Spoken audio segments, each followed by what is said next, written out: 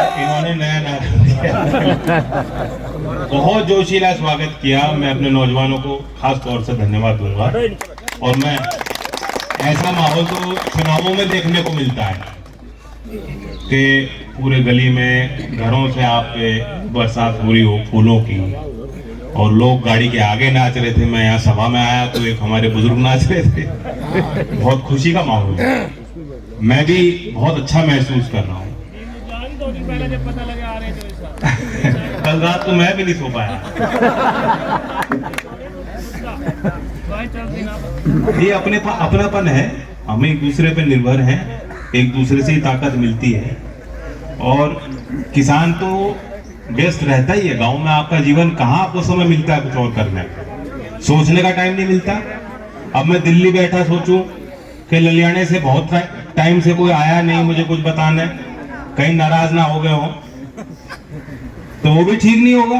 तो इसलिए कार्यक्रम किया कि गांव में जाओ। गांव में जाओगे, गांव के रास्ते हैं, गांव की समस्या है, गांव की भावना है। आपको मैंने मुस्कुराते देख लिया, अब मैं 1 साल के लिए और फिर ठीक हूं।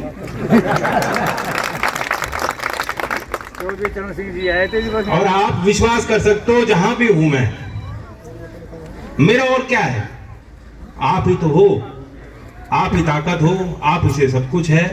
और ये भी सच्चाई है। आज मैं ये मानता हूं कि देश किसी एक समुदाय का नहीं है। देश भी जितनी विविधता है वो उसकी देश की खूबसूरती है। और देश भी हमसे ही है, देश भी ललियाने से ही है। देश भी विभिन्न गांवों से, विभिन्न क्षेत्र से, विभिन्न मान्यताओं के, विश्वास के लोगों से। ये देश के संविधान, जैसे कह रहे थे मदन जी, देश का संविधान बना, देश आजाद हुआ। आज तो आप किसी और के लिए मोहताज नहीं हो। हर नागरिक का अपना एक अधिकार है, कोई भी उसमें हनन नहीं कर सकता। चुनी हुई सरकारें भी नहीं कर सकते। अगर करेंगी तो कानून का संरक्षण है, कानून का पालन नहीं होगा तो कोर्ट है, और कोर्ट के दायरे के बाहर भी समाज है। जब जब आवश्यकता पड़ती है ये देश में आंदोलन होते हैं। सरकार भले माने ना माने। 13 महीने किसान बैठे, सरकार 13 महीने तक उसे इनकार करती रही, लेकिन 13 महीने के बाद समाज का दबाव सरकार के ऊपर भारी पड़ा। अब फिर दोबारा हमारी बहनें बैठी हैं जो टैलेंट है देश का, जिन पे पूरे देश को गर्व है। हर जाति और समुदाय का आदमी ये मानता है कि हमारे यहाँ महिलाओं को आगे बढ़ाना होगा। चंद कमी तो ऐसी महिलाएं हैं, बेटियां हैं जो अंतर्राष्ट्रीय पदक जीत के आई हैं। जब ओलंपिक में सारे पुरुष फेल हो गए तब जीत के आई पदक, और उन्हीं को दबाया जा रहा है, उन्हीं की आवाज को कुचला जा रहा है, उन्हीं की बातें सुनी नहीं जा रही। जो एक सामान्य तौर पे न्याय की प्रक्रिया होती है उससे भी उनको वंचित रखा जा रहा है। सुप्रीम कोर्ट के दरवाजे खटखटाकर एफआईआर तक दर्ज हुई। तो एफआईआर दर्ज करने के लिए अगर सुप्रीम कोर्ट, सर्वोच्च न्यायालय तक धरना देने के बाद जाना पड़े एक आम नागरिक को, और आम नहीं है वो, सबकी नजर उन पे है, वो हीरो है। यहां से लेके आसाम तक नौजवान उनको देखता आया है, यहां से लेके केरल तक नौजवान उनको पहचानता है। पुरुष हो, महिलाएं हो, कोई जात पात नहीं, कोई धर्म नहीं। खेल की जगत में अगर कोई उपलब्धि कोई हासिल करता है तो देश की निगाह उन पर जाती है। हम सब उनके लिए ताली बजाते हैं, हमारा सर उनके लिए उठ जाता है गर्व से, हमारी छाती फूल जाती है। और उनके साथ ऐसा हो सकता है तो फिर किसी के साथ भी ऐसा हो सकता है, इससे और बदतर, और इससे और बदतर होता है। हम एक दूसरे की ताकत बने। जब ऐसे मुद्दे आते हैं हम एक दूसरे का हाथ बटाएं, सामाजिक जिम्मेदारियों को निभाएं। बाकी अभी कोई चुनाव नहीं है, राजनीतिक फैसले तो समय पे होंगे, लेकिन एक वक्त है टटोलने का, एक वक्त है सोचने का, समझने का।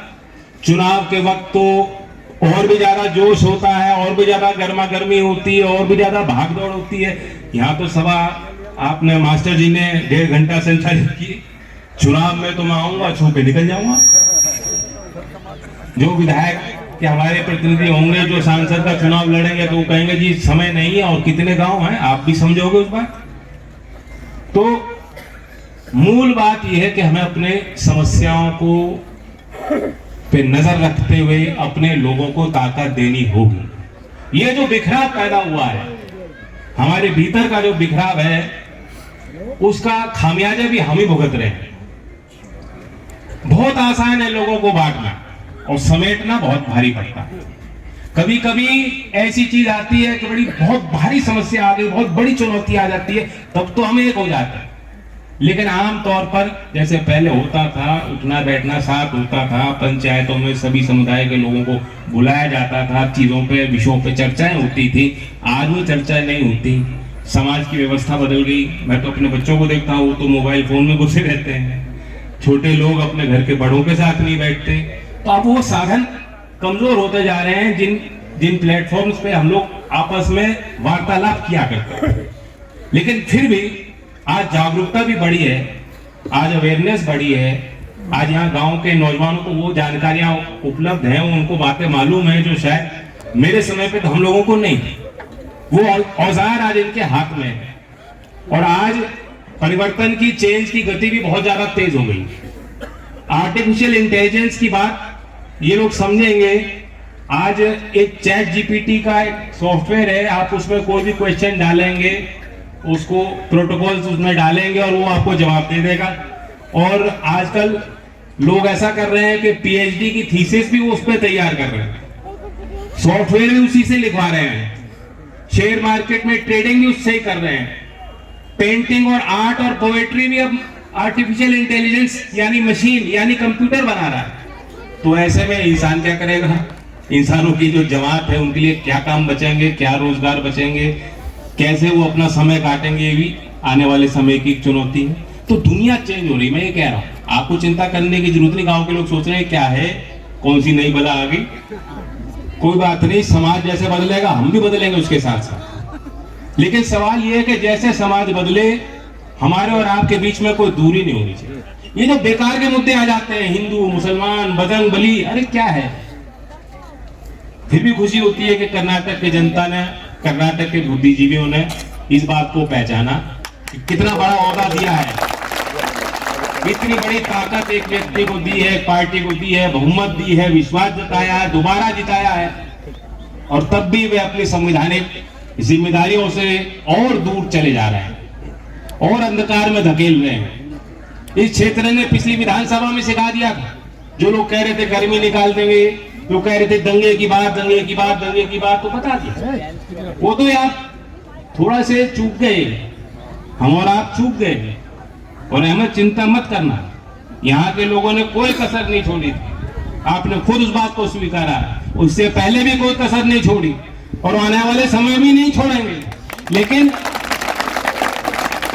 एक बात मैं आपसे कहूंगा कि हम अपनी मजबूती पे ध्यान देते हैं ज्यादा।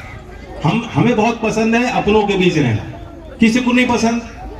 मैं आपके बीच आ रहा हूं, मेरा मन नहीं कर रहा कहीं और जाने का, आपका भी मन नहीं करता। लेकिन जब अपने आप को चैलेंज करोगे, जिन चीज में, जिस परिस्थिति में, जिस व्यवस्था में आप बहुत कंफर्टेबल हो, उससे बाहर चलो। लड़ियाने के लोग, जहां हमारी पार्टी की कमजोरी है, जब वहां नहीं जाएंगे तो पार्टी और बेहतर नहीं होगी, मजबूत नहीं होगी, नतीजे और अच्छे नहीं हो सकते। तो इसलिए जहां हमारी कमजोर पॉइंट हैं, और वो आप लोग बेहतर जानते हो। चौधरी अजीत सिंह जी कहा करते थे कि मैंने कभी चुनाव नहीं लड़ा, चुनाव कैसे लड़ा जाता है तो मुझे कोई जानकारी नहीं। याद है उनकी बात? वो कहते थे इस बात को, यहाँ चंद नेता लोग जानते हैं, उसको कहते थे जब चुनाव का टाइम आता था, आप कहते हैं अरे साहब बूथ कमेटी नहीं बनी और फलाने जगह बहुत नाराजगी है और कैसे प्रबंधन होगा। चौधरी साहब कहते थे मुझे नहीं मालूम, और आप लोग उसको संभाल लेते थे। तो अभी तो वक्त मिल रहा है हमें, अभी भी हमें पूरा 1 साल है। मैं दल जी को कहूंगा सेक्टर का निर्माण कीजिए, जहां बूथ की इकाई में अगर आपको आदमी ना मिलता हो तो ललियाने के नौजवानों को कह दीजिएगा, जो हमारे पार्टी के कट्टर लोगों ने कह दीजिएगा, ये निकल जाएंगे उन गांवों में, पहचान करके आपको दे देंगे कि आपका विश्वास था।